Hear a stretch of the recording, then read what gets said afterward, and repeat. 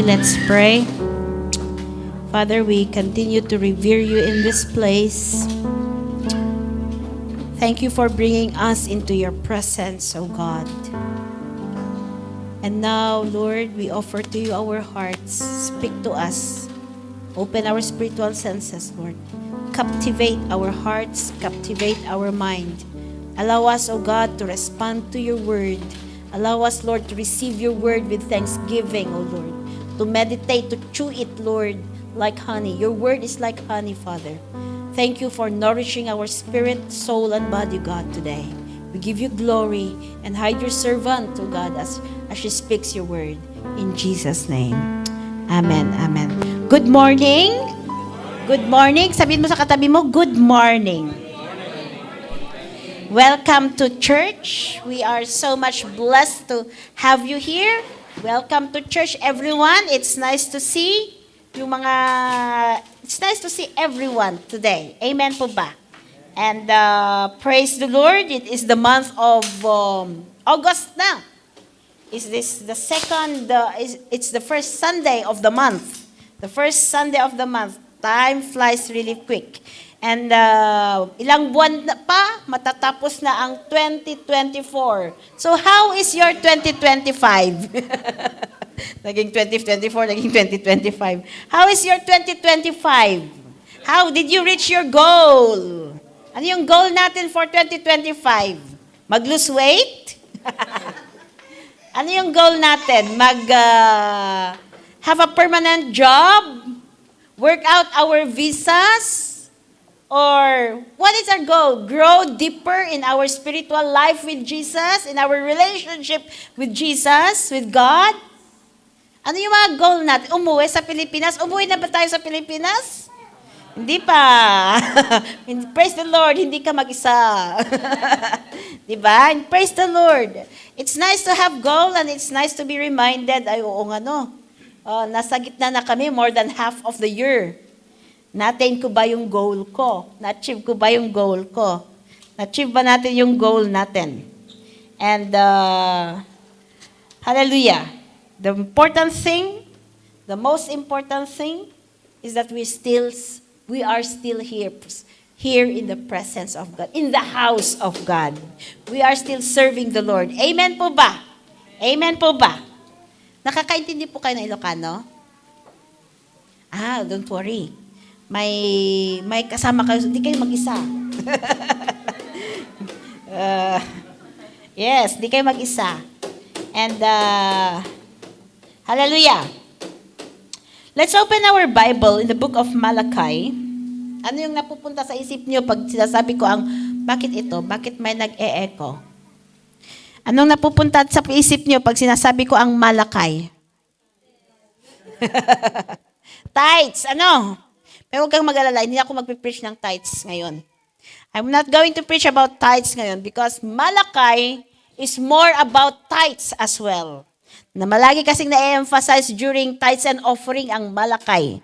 But if you read the book of Malachi, it is just 4 chapters, very short book in the Bible. And it was God who mostly is talking, yung parang God was questioning the ways of man. From the very start, from the first chapter 1 until the end. And why was God questioning the ways of man? Because it is God who sets the standard on how we should live our lives. It is not people who will set the standard. We want to have our own standard. But at the end of the day, everything will be evaluated by God. And at the end of the day, we will all face the God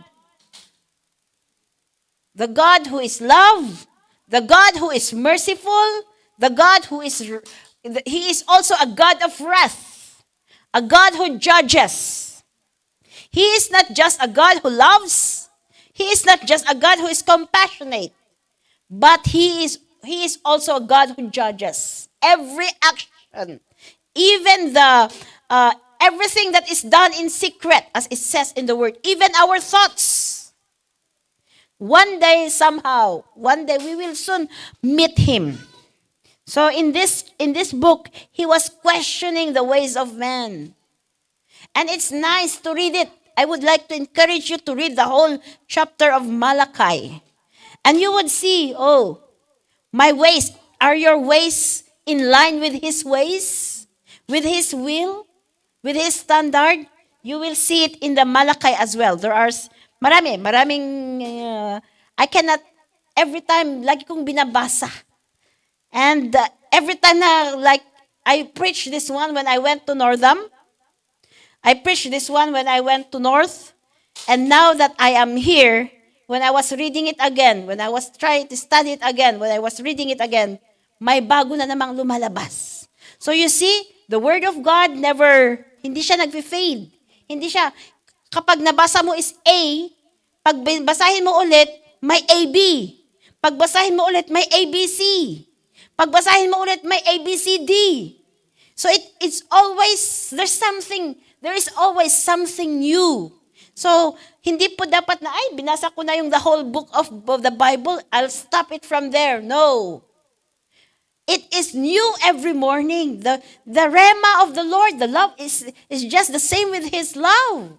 It is new. There's always something new to read about it. There is always something new to learn about it. And when we receive the Word of God, it refreshes the soul. Amen po ba? It refreshes our spirit. Kaya, it's nice to read the Word of God. Sometimes it seems like, if you're struggling, like reading it, and it seems you don't understand it, just keep reading it. Just keep reading. The Lord knows your heart. The Lord knows our desire. And yun ang tinitingnan niya. And sabi niya, gustong-gusto ng anak ko na, maintindihan niya, maka-receive ng rema. Rema is the fresh word of revelation of the Lord. Gustong-gusto ng anak ko na magkaroon ng revelation from me. Tinitingnan ko, hindi niya naiintindihan, pero basa pa rin siya ng basa. Sige nga, I will enlighten. I will open his spiritual senses. And he will see, he will read, he will know more about me. That is our God we are serving. It's not about kung gaano ka katalino. It's not about kung ano ang natapos natin. It's not about ilang degree.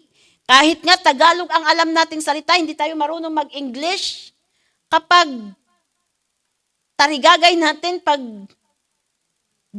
if we desire it, the Lord will give it to us. There is this one pastor. He died already, the oldest pastor. He was my pastor when I was young. I remember his life. He's a pastor who would love reading the Word of God. And I think he met the Lord at old age. And he's wearing glasses. He cannot read without glasses. But on his testimony, sabi niya, I don't want to wear glasses. I want to read the Word of God without my glasses on. So he kept reading, kahit wala yung glasses niya, until na-clear yung nabasa niya. You see what desire can do? So if you really want to encounter Jesus, even in prayer meetings, in Bible studies, even in your way to work, even here in coming here to church, do you want to encounter Jesus today? Have you encountered already Jesus, even during the testimony? Even during the praise and worship? If you really want to, He will meet you where you want Him. The deeper your desire is, that's the depth of how He will meet you.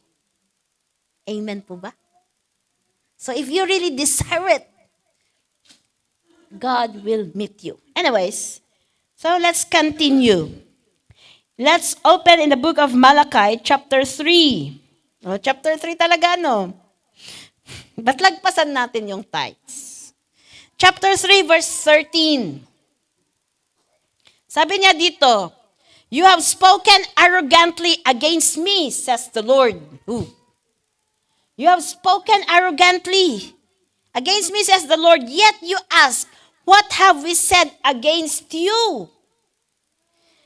We will read until verse 14 muna so we can understand. Bakit yun ang sinabi ng Panginoon? You have said in verse 14, anong natin? Are we in NIV? Okay. You have said it is futile to serve God. What do we gain by carrying out His requirements and going about like mourners before the Lord Almighty?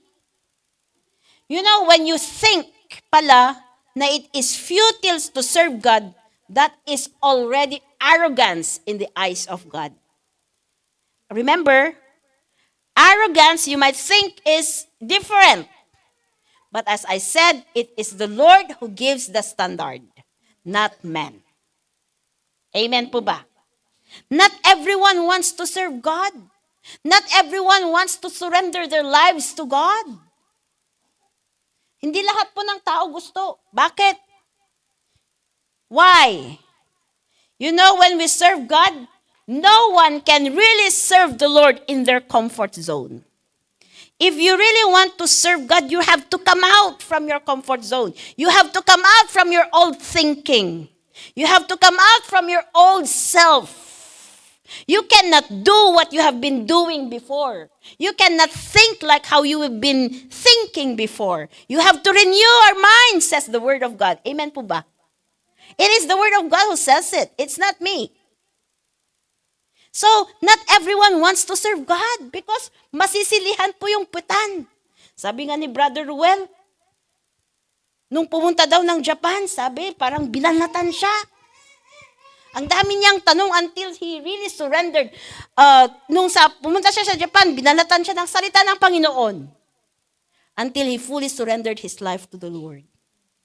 So that's the same with us sa atin.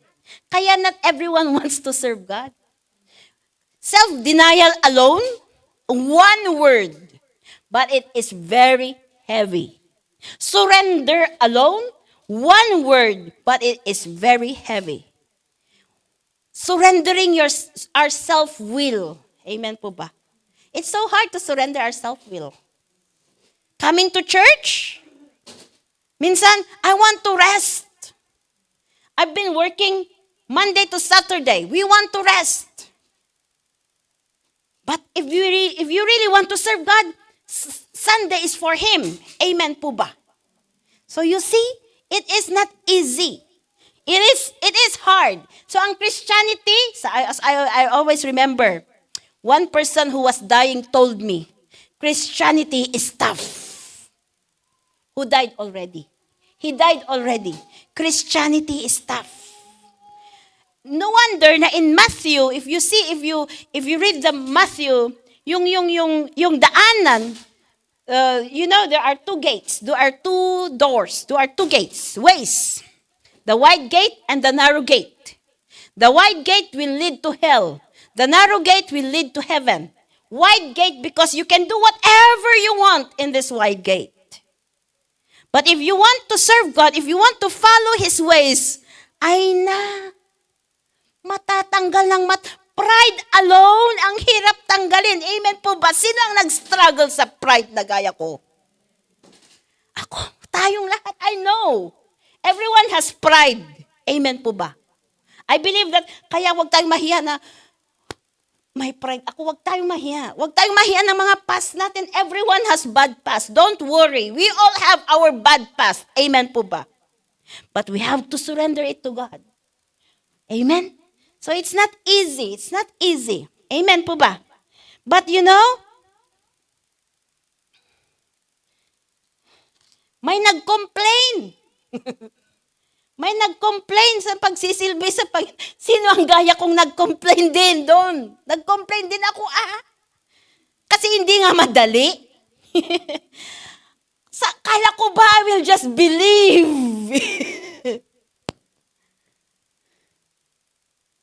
Bakit ang dami pa palang i-give up? Tingnan natin. Tapos, lalo na kapag kino-compare mo yun. Sige, basahin muna natin sa verse 15. Verse 15. Let's all read. But now, we call the arrogant blessed. Yung mga araw pang magsilbi, sila pa yung blessed. Bakit kaya? Nakikita natin parang, lalo kapag tinitingnan mo sa Facebook, na marami silang kaya kung ganun yung puso na pa natin, kung meron pa tayong struggle, better, wag tingin-tingin, and don't always believe what is posted in Facebook. Alright? Don't always believe. You are struggling because we always believe what is posted in Facebook. But now we call the arrogant blessed. Yung ayaw pang magsilbi sa Panginoon, bakit parang sila pa yung umaangat yung buhay nila? Certainly, evildoers prosper. Nakita niyo yun? Certainly. Certainly, evildoers prosper. And even when they put God to the test, they get away with it. Sila pa yung nakakalusot. Yung mga politiko sa atin, sila pa yung maraming mga mansyon. Sila pa yung, di ba, alam naman natin na may history ng corruption, pero bakit parang walang nangyayari? There is injustice. Nakakalusot pa sila. Even those whom you want to invite to church, bakit parang, sige, next time, sige, kayo lang. Pero parang, wow, nagagawa nila yung mga nagagawa nila. Bakit tayo na naninilbihan? Parang, yung si Favor, parang 2018 pang sasakyan ko yun. Bakit di ko pa mapalipalitan? Bakit sila, parang ang daling magkaroon ng extra car? Ano pa? Whatever that you wanna think. No wonder na si Asaph, pero hindi ikaw na, si Asaph na worship leader. Imagine, Asaph is a worship leader. It means he experienced the glory of God. He experienced the presence of God. He experienced, don't you know that in the presence of the Lord there is fullness of joy? Have you tried to just be in the presence of the Lord and you felt so satisfied that you don't want to get out from the presence of God? Na, Lord, this is heaven already. Sabi. So Asaph knows that because he's a worship leader. And when you are leading worship, I know when you cannot just lead worship without experiencing being in the presence of God. You cannot give what you don't have, right? So, basahin natin si Asaph na worship leader in Psalm 73.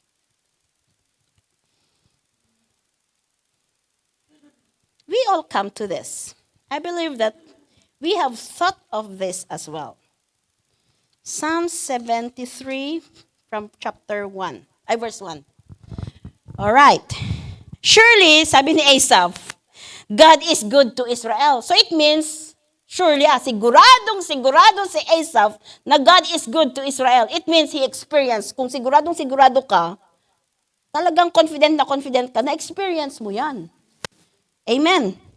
To those who are pure in heart, sabi ni Asaph. But as for me, my feet had almost slipped. Muntik na akong madulas. Bakit kaya?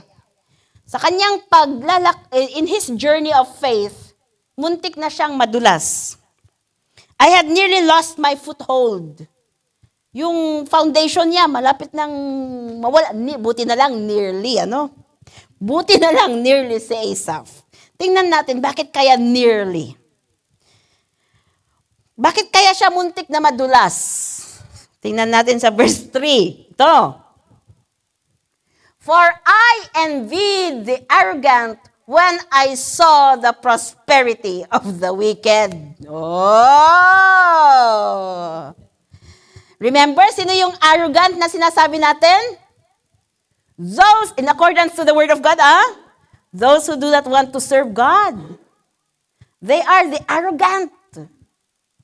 So, hindi lang yung mayabang ka na, yung pinagmamayabang mo na marami kang bahay, hindi lang pala yun. Kahit humble ka, kapag ayaw mong manilbihan sa Panginoon, sa mata ng Diyos, arrogante ka na. Uy, delikado. Yeah. Masakit ang salita ng Panginoon. Hindi ko salita to. Malakas lang akong magsalita, pero check me. Be like the Bereans. You check what I'm telling you. You read it with the word of God. Amen po ba? And then,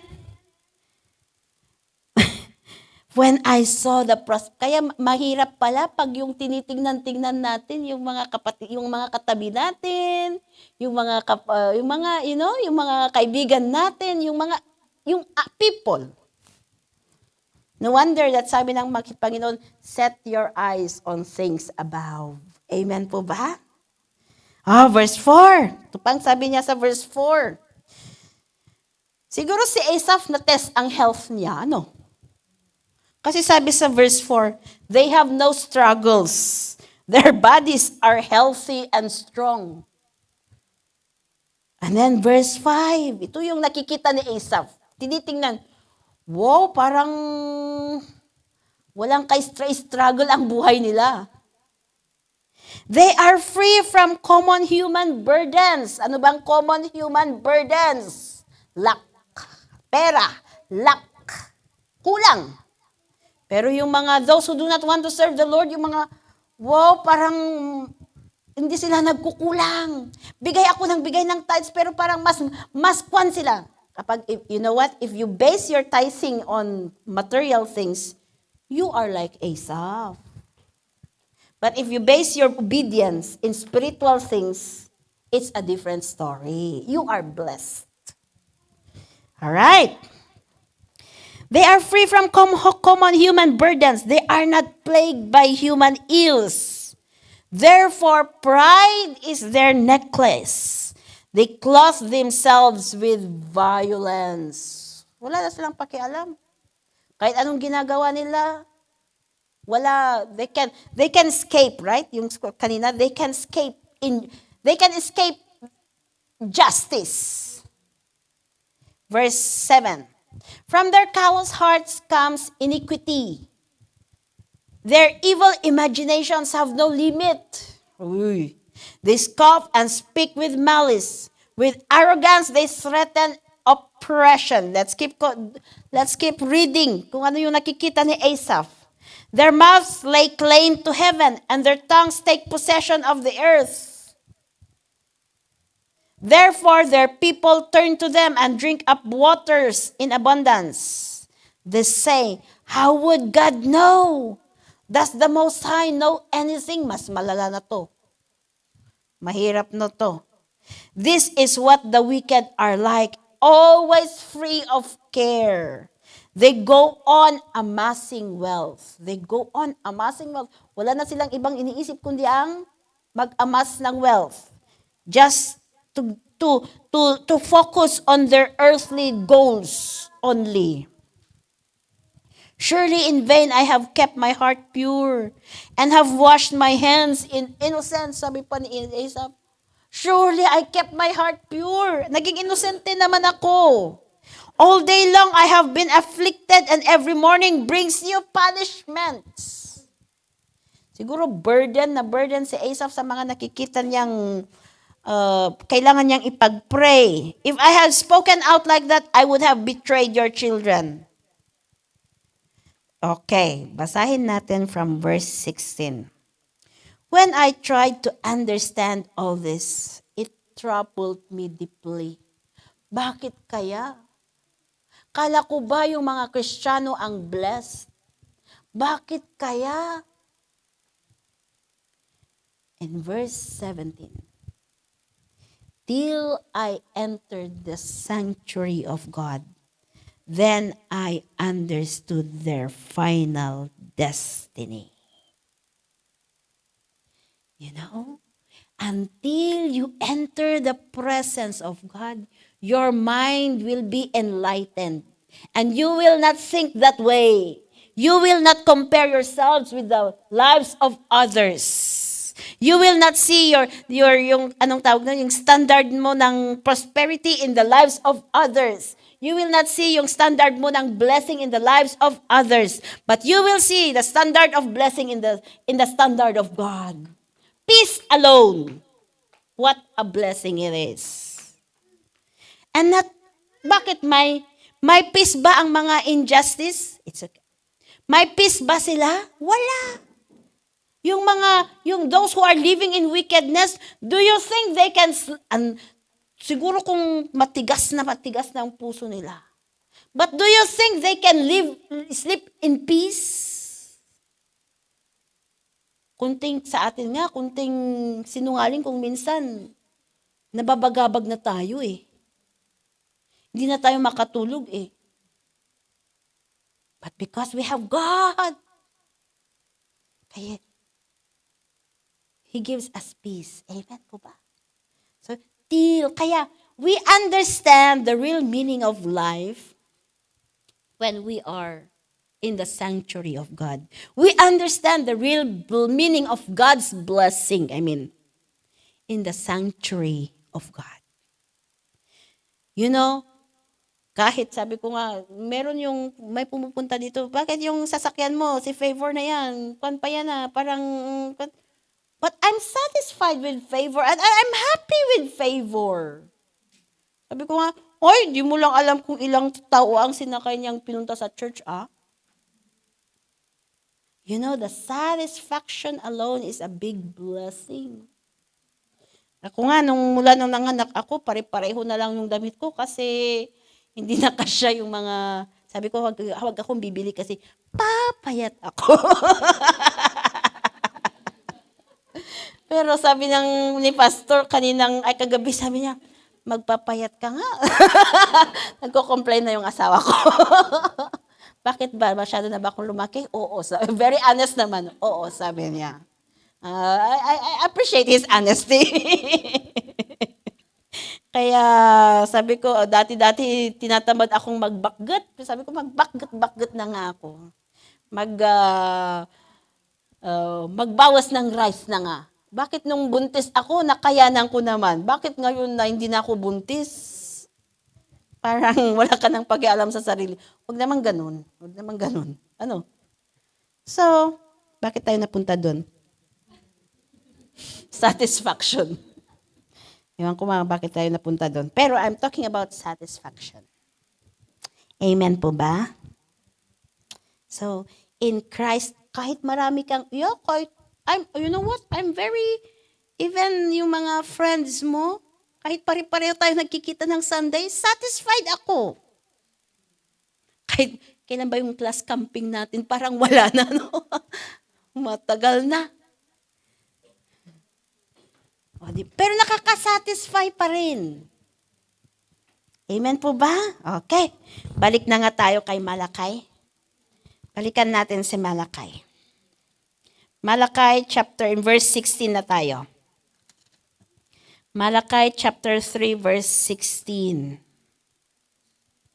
Sabi niya, verse 16, ito na. Then those who feared the Lord talked with each other. And the Lord listened and heard. Narinig ng Panginoon, sabi niya, He hears. He hears even yung, Lord, sana maranasan ko yung ganito.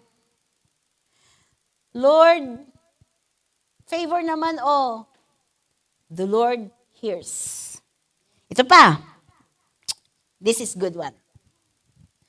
A scroll of remembrance was written in His presence concerning those who feared the Lord and honored His name. A scroll of remembrance. A scroll of remembrance. And you know, what the Lord has always, I was just reading Jeremiah again. I'm now in the book of Jeremiah, and He will reward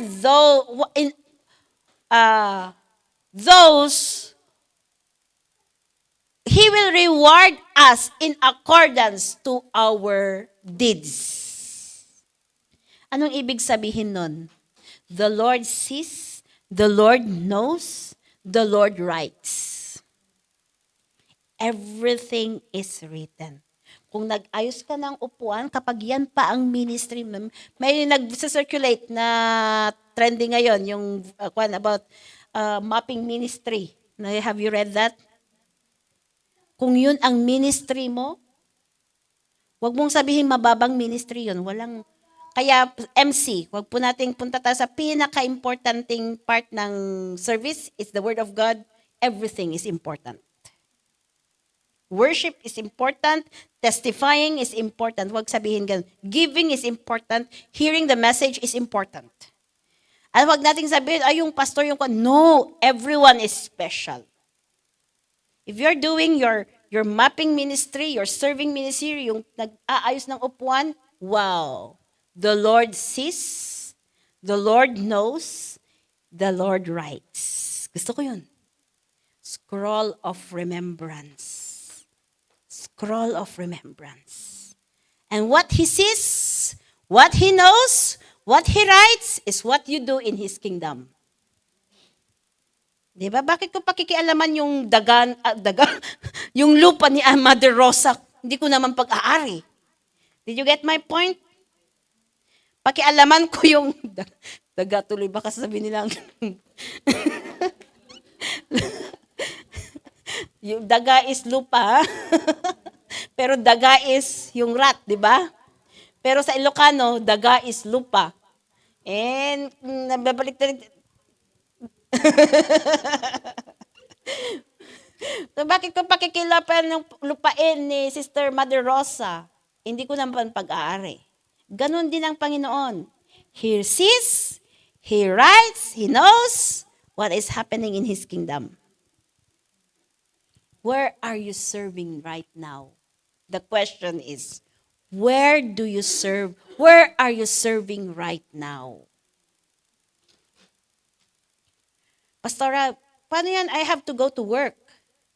You know, you incorporate serving God in your workplace. The kingdom. Bring the kingdom of God in your workplace. Amen po ba? Did you get it? Ang saya-saya, ano? Kaya wag tayong mag-alala. Kahit kahit yung passbook natin sa bangko is hindi humahaba. Kahit yung passbook natin is walang kamarka-marka. Ano pa? Basta yung scroll of remembrance ng Panginoon is humahaba. Under your name. Ang pangit naman pag, okay, Ruth Ann, wow, ito yung column niya, kunwari, scroll of remembrance. Ruth Ann, oh gossip, ang haba-haba. Raven, hanggang dito lang. Ay, ang pangit naman. Hindi po ba? Sana pahabaan tayo ng scroll of remembrance. O yung hindi na di ba yung scroll is yung ginaganon? So hindi na siya talaga, ang hirap, bakit hindi na uubos-ubos? Wag yung sin, di ba yung, maalala niyo yung sin na, magpatawad na tayo sa Panginoon. Sige, sabihin niyo lahat ng mga kasalanan niyo sa Panginoon. Write it down, sabi ng Juan. Ay, kulang po yung isang papel. Lahat naman tayo kulang ang isang papel, ano? Pero I just want to say nga, yung scroll of remembrance na mahaba. Bakit parang habang hinihila, hindi na uubos? It means maraming sinulat ang Panginoon sa'yo. Hallelujah! Verse 17. Ito pa, maganda rin to. On the day when I act, says the Lord Almighty, they will be my treasured possession. I will spare them just as a father has compassion and spares his son who serves him. Sino yung nagsasalita dito? Ang Panginoon. Sino yung sinasabi niyang them? The righteous. Those who desire to serve God. On the day when I act, what is this? The day of the Lord. It is, someday the Lord will draw the line, He will draw the line. And we will see the line on the day He acts. Anong mangyayari? Those who serve the Lord, He will consider them as His treasured possession. Wow! Kaya kahit single, sabi ko noon, kahit single ako forever, di ba, may Panginoon naman. Kahit no one treasures me. Di ba, noon, di ba, may Panginoon naman. Sometimes we feel we are not loved. Di ba, may Panginoon. Sabi mo sa katabi mo, you are a treasured possession of God. Wow, di ba? Ang sarap-sarap pakinggan yun. Treasured possession. Oh, special. Isa pa. Yung on the day of the Lord, ito yung the day of the Lord. Ano ba yung the day of the Lord na ito? This is His day of wrath, where there is a great tribulation. Okay? That is the day of the Lord. Yan na yung the punishment where God will pour out His wrath on earth. So someday God will pour out His wrath on earth. Right now we are experiencing the grace of God. But don't enjoy so much the grace of God. Because we enjoy it, but what I mean when I say that is don't enjoy it not to give regard to the Lord. Not to prepare your heart. Someday He will pour out His wrath. And sabi niya din, I will spare them. Woo! Hallelujah! I will spare them on that day that He will pour out His wrath on earth because of the increased wickedness of this earth. He will spare you. Sabihin mo, He will spare you. Katabi mo, He will spare you. Paano? Rapture! Hallelujah! Kaya, continue to serve God. Don't, kahit parang, ano ba yan, napansin niyo ba kung minsan parang yung Sunday bakit parang kami-kami lang? Huwag tayong magsawa. Amen po ba? Keep going. Kasi kung magsasawa or kung may under trials and testing ka, huwag na, ayoko nang manilbihan sa Panginoon. Huwag kang ma-discourage. Even the time na nadi-discourage ka, huwag mong i-feel na discourage ka. Keep going. Amen po ba? Because kung ikaw ang nag-give up sa faith mo, how will you be spared? God will spare us. How will you attain rapture? How will you, anong tawag nun? Kasi ang rapture, may kwan yan. May requirement din yan. Hindi basta-basta naniniwala ka sa Panginoon, mararapture ka na. Hindi po. Sabi niya, filled with the Holy Spirit, obedient to His Word. Kaya nga sabi ko, Christianity is tough. Di po ba? Pero, kaya wag niyong ikita, tama ba? Wag niyong ikita ang Panginoon,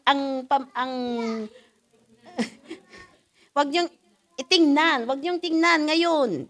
You look beyond. You look what is coming. Amen po ba? Wow. When I say, when rapture comes, will I be there? Am I one of those who will be raptured? Always ask yourself of that. Alam ba natin yung rapture? Yung parang ganito, na may service, biglang nawala yung preacher. Naglalakad kayo, biglang nawala yung isa. Na caught up in the air, biglang nawala sila. Napalitan yung physical body nila into a glorified body. And they will be caught up in the air. They will meet Jesus in the air. Yung hindi mararapture, maiiwan dito sa earth. And magtataka siya, asan si Sydney? Asan si Asaph? Asan sila? Hindi mo mamahanap. Kahit tawagan mo sa Pilipinas, wala po sila dito. Kaya maraming accident ang mangyayari on that day. Kasi even yung driver, yung sasakyan biglang naging there will be no driver. Kaya maraming accidents. Amen po ba? Ooh. Are you excited for the rapture? Or you're enjoying your life here on earth? Be careful, don't enjoy too much. Don't enjoy too much what the world offers you. You might forget what is in heaven. Okay, verse 18. Verse 18, and you will again see The distinction between the righteous and the wicked, between those who serve God and those who do not. Alam nyo ba na God is gustong-gusto po ng Panginoon ang distinction. Even the time of when the time of the Israelites in Egypt, when they were in Egypt and they were living in the land of Goshen, yung mga Israelites, when the 10 plagues came, all the 10 plagues were in where the Egyptians reside. But there was distinction between the Israelites and the Egyptians. Yung mga, ano yung distinction? Yung mga Israelites, kung ano yung plague na pumupunta sa mga Egyptians, hindi nangyayari sa Israelites. There is always a distinction. It is God who draws the line. Amen po ba? And dito natin makikita na may distinction ulit for those who fear and for those who serve God and those who decide not to. Amen po ba? Between those who serve God, sabi niya, between the righteous and the wicked, between the righteous and the wicked, and then another one, between those who serve God and those who do not. Nakita niyo? Kaya kahit yung mga those who do not serve God, they seem to be enjoying their life here on earth. It's okay. That is not our final destiny. We are not focused here on earth. My destiny is in heaven. Amen po ba? Our destiny is in heaven. The new earth, our destiny is in the new earth. There will be new earth and new heaven, by the way, in the coming future. So it's okay. Let's just tell them the love of God, the word of God, and if they do not listen to us, what shall we do then? All right? Malapit na tayong matapos. Surely, the day is coming, chapter 4. It will burn like a furnace. All the arrogant and every evildoer will be as stubble. Alam niyo yung stubble? Yung parang nag-ani ka ng palay. Yung nag-ani ka ng palay, you harvested the rice crops, and we cut that one. And then the left ones, they are, di ba if we harvest rice crops is golden sila. Parang madaling maapuyan, they will be mailalagay sa apoy. So the wicked one will burn like a stubble, and the day that is coming will set them on fire. Madaling maapuyan yun. Kasi dry sila. Will set them on fire, says the Lord. Not a root or a branch will be left to them. Kahit yung mga inaalagaan nilang possessions nila, properties nila, wala ring silbi. Someday, kahit ilang properties ang nakapangalan sa pangalan mo ngayon, someday, hindi yun ang basehan. It will parang no value at all someday. In the eyes of God, it doesn't value at all. What values to God is your service right now. So invest.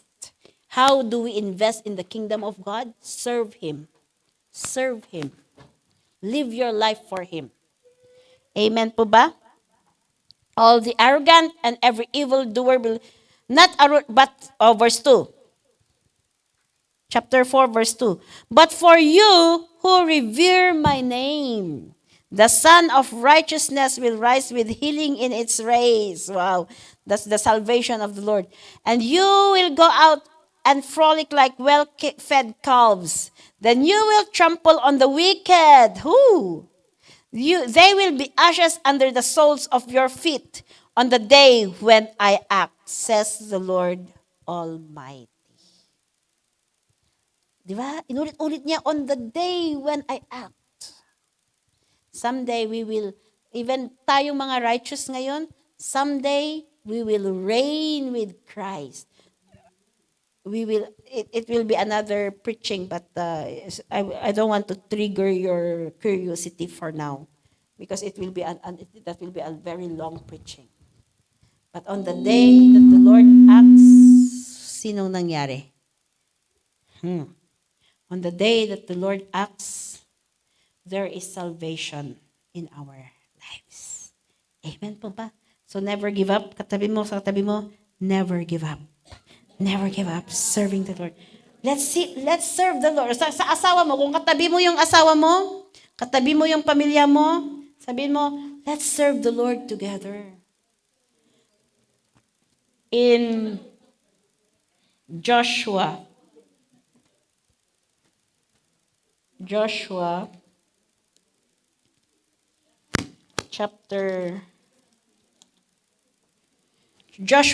24 last verse. Joshua chapter 24 verse 14. Sabi niya dito. And this is my challenge for every one of you as well.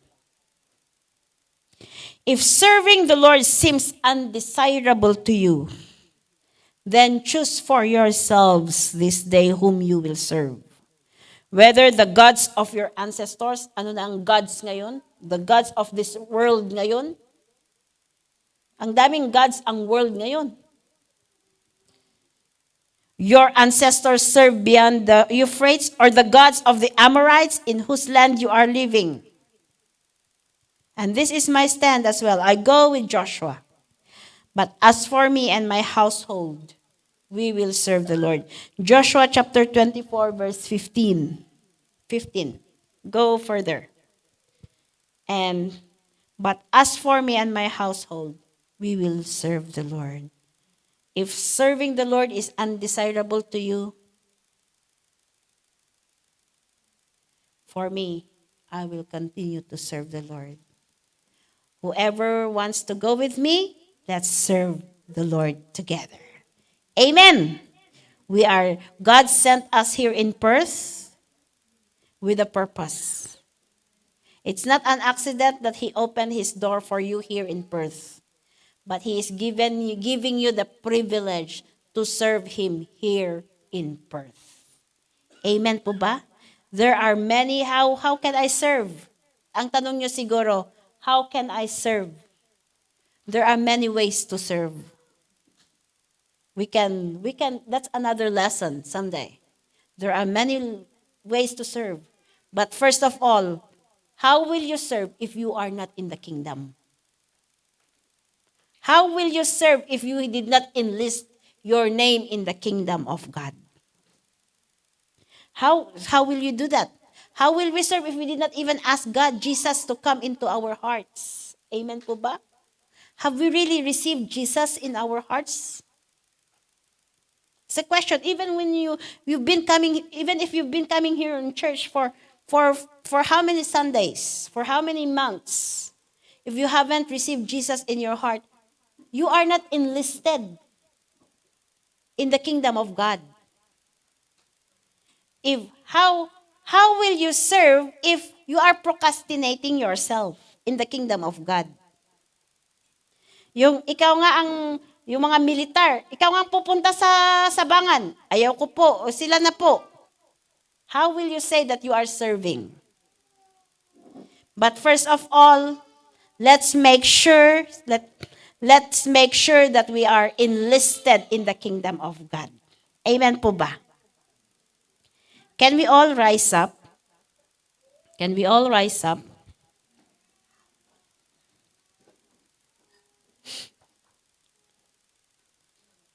And if we are not sure if Jesus is in our hearts, this is our moment to enlist ourselves. Let's ask Him to come into our hearts. Amen po ba? That is the way to enlist ourselves. It's just a simple prayer. As long as it is heartfelt. Sabi natin, the Lord listens. Kanina.